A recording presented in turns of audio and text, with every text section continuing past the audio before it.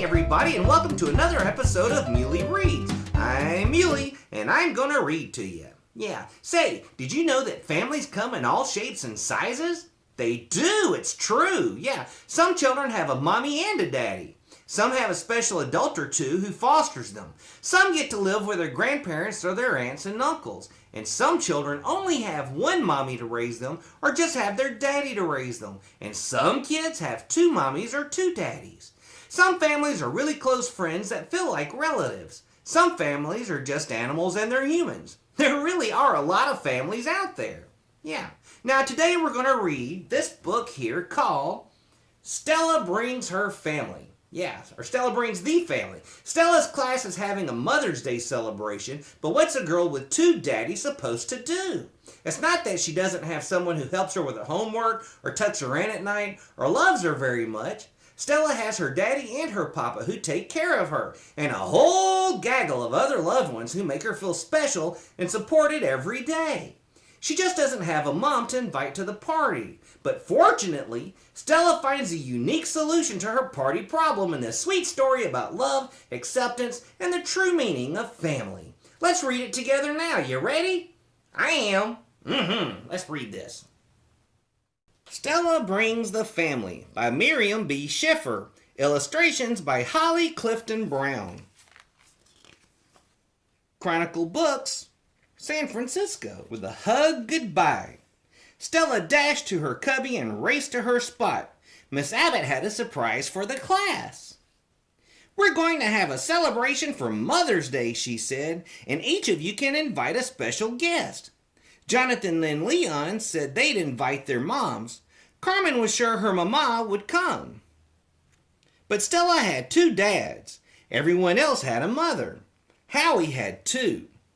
Stella would be the only one without a mother at the Mother's Day party. That afternoon, Stella and her clay stared at each other. The next day, Stella worried about the party when she should have been worrying about other things. All week, Stella's appetite was gone.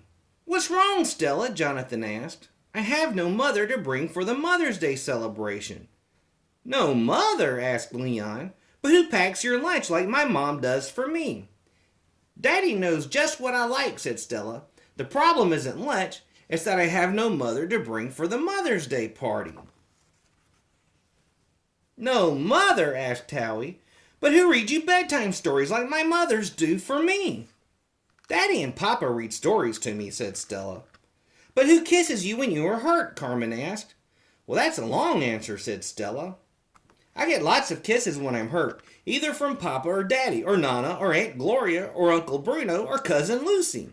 But I still have no special guest for Mother's Day. Jonathan asked, why don't you invite them all? What a wonderful idea, Papa and Daddy said.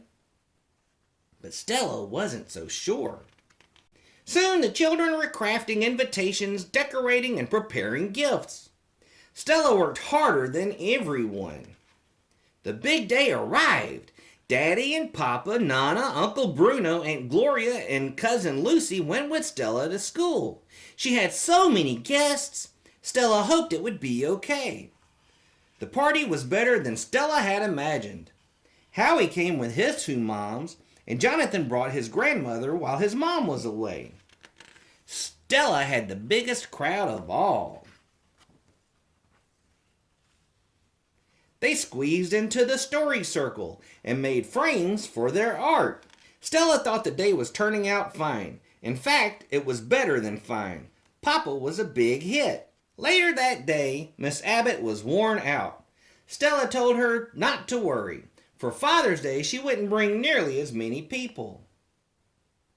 Just two. Wow, that was a great book, wasn't it? What's your family like? Have you seen your friends' families? What are they like? Does your family have animals? What does family mean to you? My family is really my friends Buford the dog, Roy Duck, and Missy Mule. They're all my very best friends and I love them very much. So that makes them my family. Maybe one day you can tell me all about your family. I'd love to hear about it. Until next time, grab a book and get reading. There's a billion worlds out there to visit. And always remember, Muley loves you. I'll see you soon. Bye-bye.